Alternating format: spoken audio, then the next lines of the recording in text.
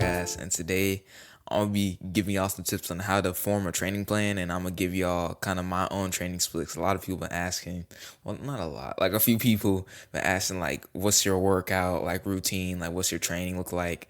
So I'm gonna just explain that in this episode and give y'all tips on how to form your own training plan, because everyone's split is going to be individualized because everybody, it depends. Are you trying to get lean for summer? Are you trying to train for cross country like me? Are you trying to train for track? Are you trying to train as a swimmer, as a basketball player? It all depends on what your sport is or like what you're trying to get at.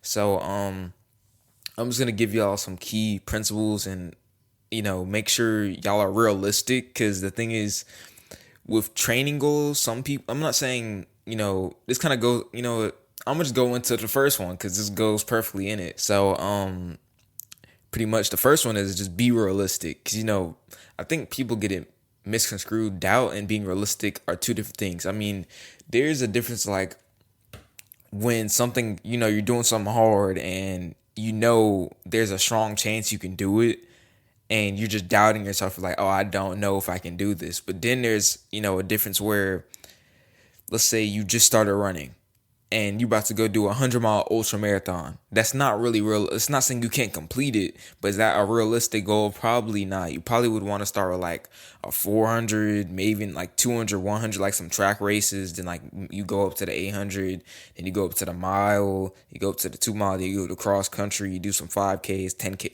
You know what I mean? You build up to it. So it wouldn't be smart to come out the door as a couch potato and then run 100-mile races. Like, that sounds OD.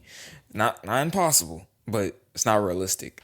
So speaking of like the running analogy, like for example, if you're first starting out, you probably wouldn't want to run, kind of like what I said, you wouldn't want to run 50 to 70-mile weeks, because first of all, that raises risk of injury, and second of all, that's unsustainable for you at that point in time. So you probably won't do it for a long period of time. So you're like, dang, I'm hurting bad, I'm sore, and you can't really recover from that, because you're at 50 to 70 miles and you just started. You probably want to start more like 5, 10, maybe 15 a week, and then you build up to like 20, 25, go up gradually. You don't want to just throw everything at the ceiling fan. Obviously, at one point you're going to get to that, but you want to be patient, realistic, and know where you're starting and where you are in your journey. So like also in the gym, you won't be just incline dumbbell pressing 120s the first day at the gym. You will probably get injured 99.99%, and you will be dead sore. I mean, even if you just start, you'll probably be sore because your muscles haven't adapted to that stimulus yet. You just added that stimulus in. So like, be realistic. Doubt and being realistic are not the same. Just because you're saying, okay, I'm gonna start at 5 miles and then gradually, that doesn't mean you're doubtful. That means you're being smart, but you're still gonna be consistent, but you're just being realistic with the time being and knowing where your 2 feet are at that point in time. So it kind of goes into that, like I say 5, 10, 15, progressive overload. Now, this isn't just lifting, because I've mentioned this in episode 17. We're talking about how to gain muscle. This can be applied to any mode of training. So with running, for example, a good indicator of progressive overload is mileage. So let's say right now I'm probably averaging like 27 a week, because I know at our peak for cross country is 40 miles a week, but right now, like, the highest I've hit is like 28 and some change, but I've been averaging like 27 these past few weeks when I started training. So basically, the thing with progressive overload in terms of running, let's say you start at 20 miles per week, and you're around that for like 2 weeks or so, or 3 weeks. Then after that 2 week period, you add 5 more. And then you add, or you could go like 22, 24, just basically adding things in increments so you reduce the risk of injury. Because, like, especially for runners, the last thing you want to do is get injured. Like, it can, with any athlete, like, I mean, Derrick Rose, for example, I think it was his ACL. Yeah, I'm pretty sure it's ACL. I'm pretty sure.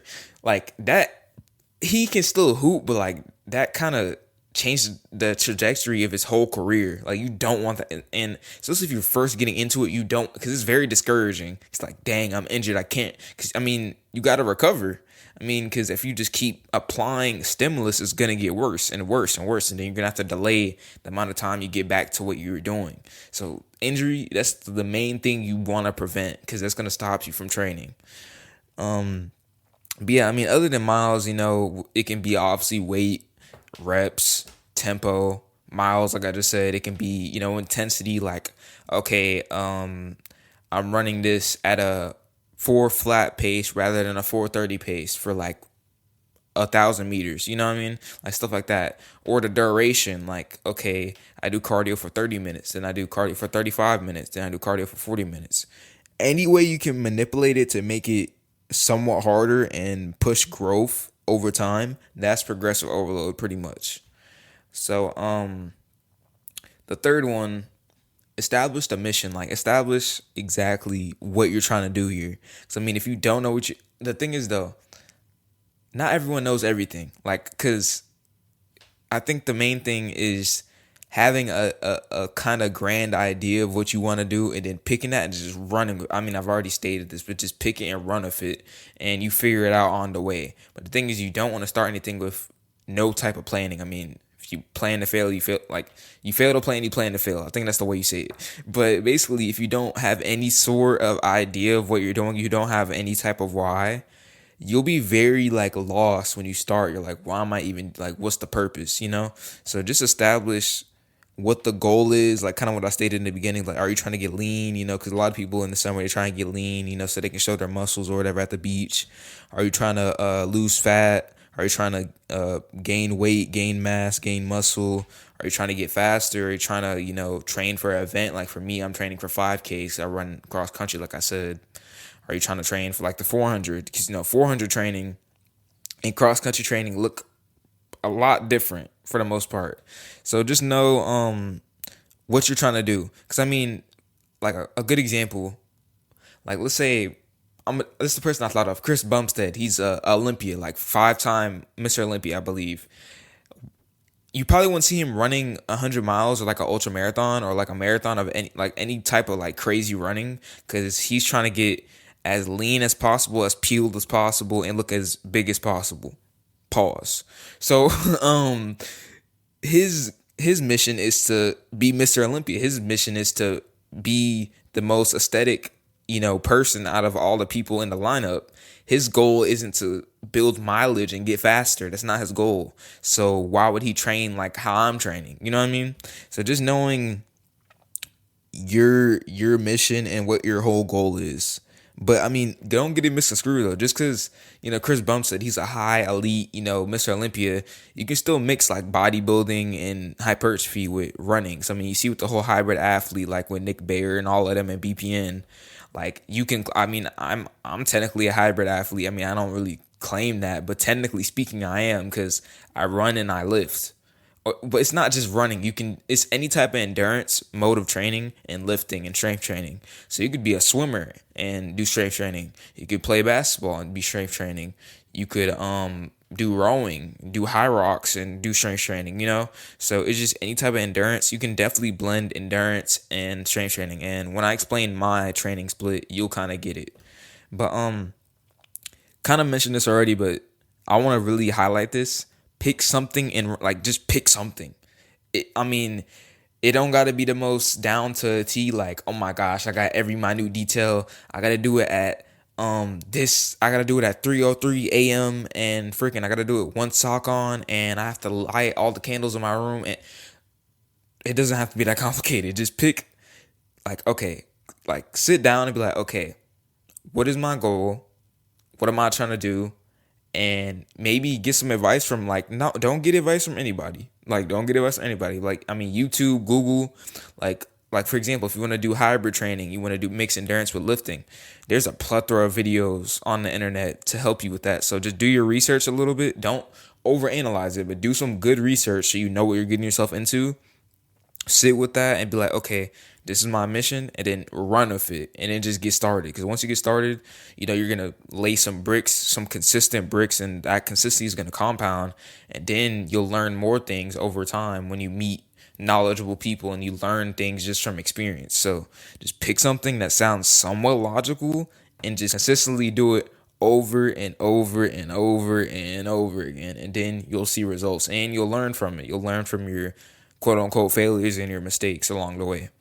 So I'm gonna kind of get into my training split real quick, and I'm gonna leave y'all with the episode. But all right, I'm gonna just tell y'all the training. Like, this training is gonna change later in the season, obviously, because that's when we're getting closer to race day for cross country.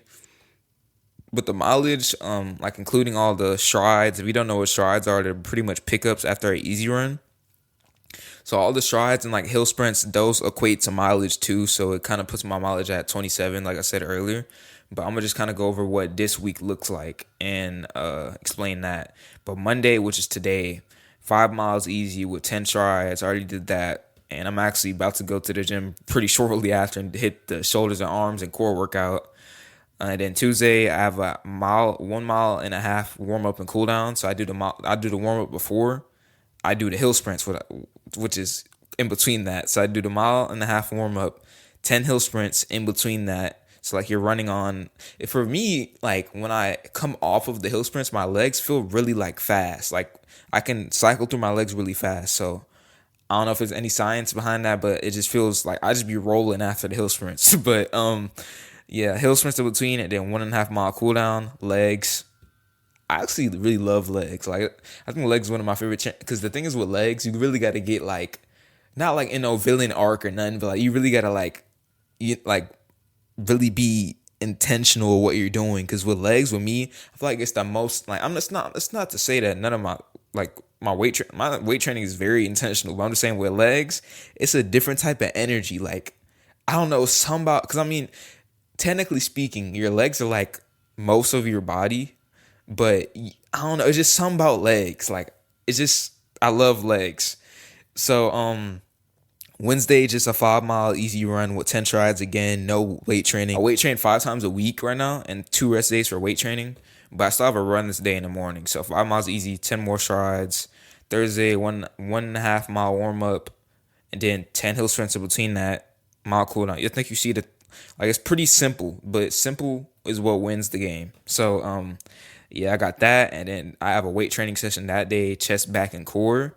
And Friday, I have another 5 miles easy, 10 strides. No weight training on that day, because the next day, Saturday, I have a 6 mile long run. So I like to separate it that way, because pretty much Saturday and Sunday and Monday and Tuesday is 4 days in a row. So I try and not have overlapping muscle groups. I explained this in episode 17, but like Thursday, I'm training chest, back, and core. And Saturday, well, I'm about to get into Saturday, I have a 6 mile long run. So Friday, I don't really want to be super, well, I mean, not sore, but like, I don't want anything to hinder the long run. Because at the end of the long run, the last mile is fast. I finished that fast. I think last time I ran it, I split a 5:59. So that's pretty cool. But yeah, 6 mile long run Saturday, chest, back, and biceps. So I have the chest and back separated because I'm training chest and back twice. So I separated between Fridays. So Friday is just no weight training. And Sunday is no run. I take one day off of running right now. I run 6 days a week. And I just have shoulders, legs, and triceps. So yeah. So last week I'll put it right there. I was at like 27 point something for mileage. And then probably like 6 hours of weight training and like in total. But yeah, that's my weight. That's well, not well. Yeah, it was my weight training, but that's my training. So just easy miles, some strides to work on the anaerobic and sprinting, some hill sprints. Because I mean, in cross, there's a lot of rolling hills and a lot of different landscapes you run on. So that's definitely gonna come in handy when I start. When I'm putting that in that environment. But yeah, mileage will slowly creep up, peak at 40. Some more tempos, some more track workouts. I'm excited for that because I mean, with those, you got to be really intentional, really, dial in your carb intake the night before and dial in recovery and just dial in the whole process. I mean, we're doing that right now, but even more when you're in a workout setting. So, yeah, that's pretty much it for my training. Pretty simple, but consistency compounds, so for sure. But let me think what else. Yeah, other than that, I do 15K steps at least every day if you just wanted to know that. So yeah, I do a lot of walking. So like I'll either walk after my weight training session. That's kind of rare. I'll do that sometimes, but normally I'll walk after my run in the morning, and that's just for more movement because I just like to move a lot, and I think it's really good for active recovery. You know, getting some blood flow. You know, getting some things moving. So yeah, do a lot of walks. I put a picture. I put one right there and one right there of like me just taking pictures on my walk if you just wanted to see that. But that's pretty much it. You know, running 6 days a week right now. Mileage is around like 27. I think I'll hit like 30 this week with all the strides and stuff equated. So I mean, I just wanted to tell y'all my training split just so like, because I know people wanted to know, but at the end of the day, you got to pick something that you want to do and what's good for whatever you're trying to do. Because I mean, a 400 runner, like I said, and me probably train two different ways. So yeah, that was episode 19. Gave y'all some insight on my training split and gave y'all some tips on how to build your own. So hope y'all enjoyed that, and I'll see y'all next time.